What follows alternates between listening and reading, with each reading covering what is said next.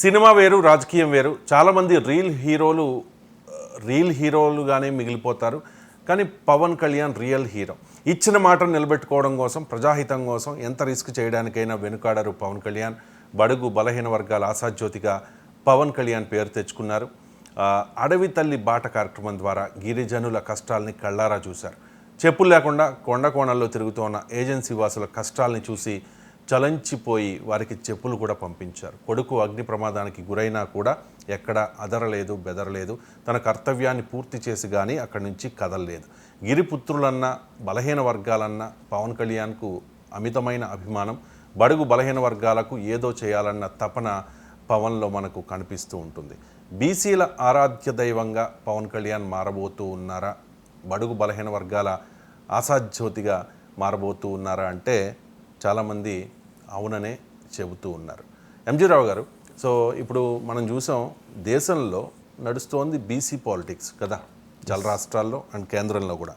So మరి ఏపీలో బీసీల ఆరాధ్య దైవంగా పవన్ కళ్యాణ్ మారబోతూ ఉన్నారా అంటే ఏం చెప్తారు?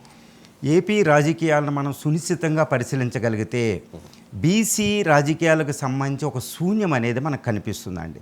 ఏపీలో 30 నుంచి 40% వరకు బీసీ పాపులేషన్స్ ఉంది. ఒక కేవలం 17% మినహాయిస్తే మొత్తం 83% బడుగు బలహీన ఎస్సీ, ఎస్టీ, బీసీలే మనకు కనిపిస్తారు. ఆంధ్రప్రదేశ్ ఫామ్ అయిన తర్వాత, ఆంధ్రప్రదేశ్ అంటే 1953 తర్వాత కానీ 1956 తర్వాత కానీ 56 నవంబర్ తర్వాత ఆంధ్రప్రదేశ్ రాజకీయాలను మనం జాగ్రత్తగా కీన్గా అబ్జర్వ్ చేస్తే మనకు కనిపించేది ఏంటంటే కేవలం 2 కులాల మధ్య రాజకీయాలు ఉంటాయండి. కాంగ్రెస్ తీసుకుంటే రెడ్డి కాంగ్రెస్ అనడంలో మనకి ఎటువంటి సందేహం లేదు. తర్వాత ఈ టీడీపీ ఫామ్ అయిన తర్వాత 1983 తర్వాత టీడీపీ ఫామ్ అయిన తర్వాత కమ్మ. ఈ 2 కులాలు దాటి ఎప్పుడూ కూడా రాజకీయాలు బయట వాళ్ళకి రాలేదు. బడుగు బలహీన వర్గాలు అంటే ఎస్సీ, ఎస్టీ, బీసీల వరకు ఎప్పటికీ రాలేదు.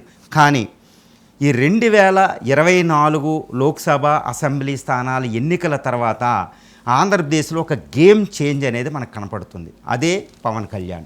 ఏ విధంగా అంటే ఫర్ ది ఫస్ట్ టైం అంటే ఆ 70 సంవత్సరాల ఆంధ్రప్రదేశ్ రాజకీయాల్లో, స్వతంత్రానంతరం ఆంధ్రప్రదేశ్ రాజకీయాల్లో మొట్టమొదటిగా కమ్మ, రెడ్డి అనే 2 డామినెంట్ క్యాస్టులు అంటే కాంగ్రెస్, టీడీపీ 2 డామినెంట్ క్యాస్టులు దాటి మొట్టమొదటిగా ఒక బడుగు బలహీన వర్గాల వ్యక్తి ఫస్ట్ ఒక రాజకీయ కేంద్ర బిందువు అవ్వడం మనకు అనిపిస్తూ ఉంటుందన్నమాట.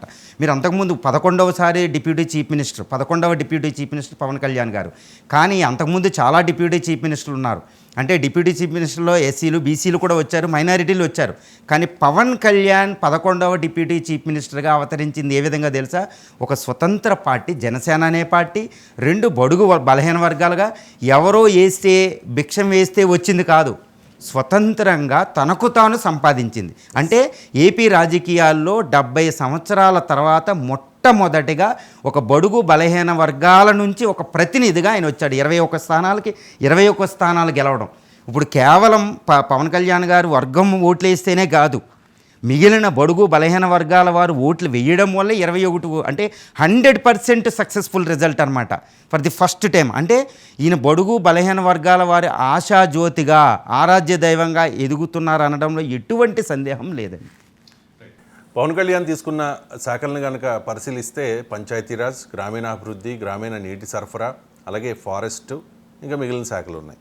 కానీ ఇక్కడ అంటే జనాలతో మమేకమయ్యే అవకాశం, పంచాయతీరాజ్ గ్రామాల్లో తిరగవచ్చు, ఫారెస్ట్ గిరిజనులతో మమేకం అవ్వచ్చు, ఇంకా గ్రామీణ అభివృద్ధి గ్రామాల్లో ఉండొచ్చు, గ్రామీణ నీటి సరఫరా వాళ్ళకి మెయిన్ ప్రాబ్లం అదే కదా, చాలా చోట్ల తాగునీరు లేదు. సో ప్రజలతో మమేకం అవ్వచ్చు, సామాన్యులతో కలవచ్చు. సో ఆయన అంటే ఎక్కువగా ఈ బడుగు బలహీన వర్గాలు అంటే బీసీలు, ఎస్సీలు, ఎస్టీలు వీళ్ళందరికీ కూడా దగ్గరయ్యే ప్రయత్నం, ఆ ప్రయత్నంలో భాగంగానే ఈ శాఖలు తీసుకుని ఉండొచ్చు అనే అంచనాలు ఉన్నాయి. సో మనం చూసాము బీసీల ఆరాధ్య దైవం ఏ రకంగా అవ్వబోతూ ఉన్నారు అనే దాని మీద మీరు ఇప్పటివరకు మాట్లాడారు. అలాగే గిరిజనుల కష్టాలని ఆయన కళ్ళారా చూశారు.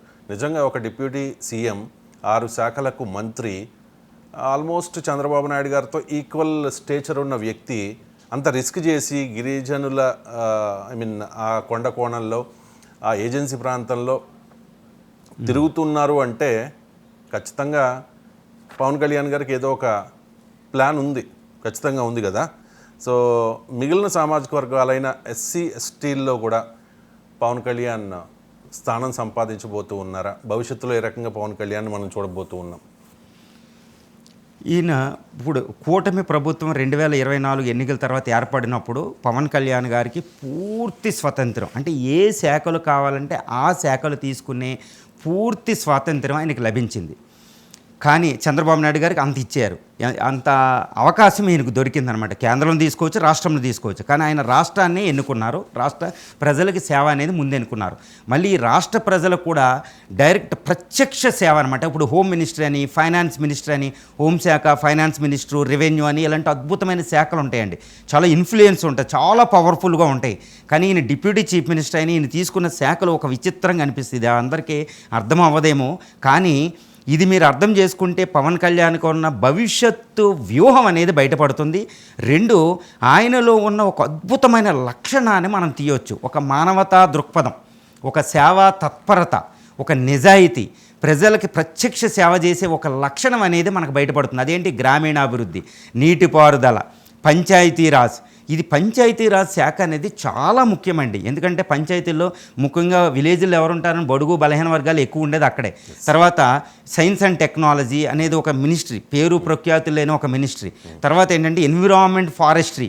ఇప్పుడు ఎన్విరాన్మెంట్ అంటే అడవుల్లో ఉండే ఇలా, ఇప్పుడు చూడండి అడవి తల్లి బాట, ఇలా ఏదైనా చేయొచ్చు అనమాట. అంటే పవన్ కళ్యాణ్ గారు ప్రత్యక్ష ప్రజాసేవకు ఎన్నుకున్నారు, కానీ పవర్ని ఎంజాయ్ చేసే శాఖలను ఆయన ఎన్నుకోలేదు. అంటే ఈయన ఇదేంటి, ఆయన ఒక సెన్స్ చేసి ఉంటారన్నమాట. ప్రజాభిమానాన్ని నేను చూరగొన్నాను, దీన్ని నేను ఎలా నిలబెట్టుకోవాలి. ఇప్పుడు చూడండి, ప్రజాభిమానాన్ని చూరగొన్న ఒక వ్యక్తి ఎవరైనా చూరగొంటారు ఫస్ట్లో, కానీ ఎంతమంది నిలబెట్టుకున్నారండి భారత రాజకీయాల్లో, భారతదేశ చరిత్రలో ఆయన దాన్ని సెన్స్ చేశారు. కాబట్టి ఇలాంటి శాఖలు ఎన్నుకున్నారు. అంటే మీరు అంటారు బడుగు బలహీన వర్గాలు, ఎస్సీ 5.3% పాపులేషన్ ఉంది ఆంధ్రప్రదేశ్లో. తర్వాత ఎస్సీ 16.5%, ఎస్టీ 5.3%, బీసీ 30 నుండి 40% పాపులేషన్ ఉన్నారు. అంటే కాపులు వీళ్ళందరితో కలిపితే మొత్తం బడుగు బలహీన వర్గాలు 83% పాపులేషన్ ఉన్నారండి. వాళ్ళ అభిమానాన్ని సూరగొంటే భవిష్యత్తులో రాజకీయాలు ఎలా ఉంటాయి? వాళ్ళ అభిమానాన్ని ఒక్కసారి సూరగొంటే, బడుగు బలహీన వర్గాలకు ఒక లక్షణం ఉంటుంది, ఒక్కసారి నమ్మితే ప్రాణమిస్తారు. అది ఆంధ్రప్రదేశ్లో ముఖ్యంగా అభిమానాన్ని సూరగొన్నారు. ఈ అభిమానాన్ని ముందుకు తీసుకెళ్ళడానికి ఆయన అలాంటి శాఖలను ఎన్నుకున్నారు. కాబట్టి ఈయన ఎట్టి పరిస్థితుల్లో బీసీ రాజకీయాలు శూన్యంగా ఉన్నాయి కాబట్టి దాన్ని ఫిల్ చేసే సామర్థ్యం కూడా పవన్ కళ్యాణ్ గారు ఉందనుకుంటున్నాను.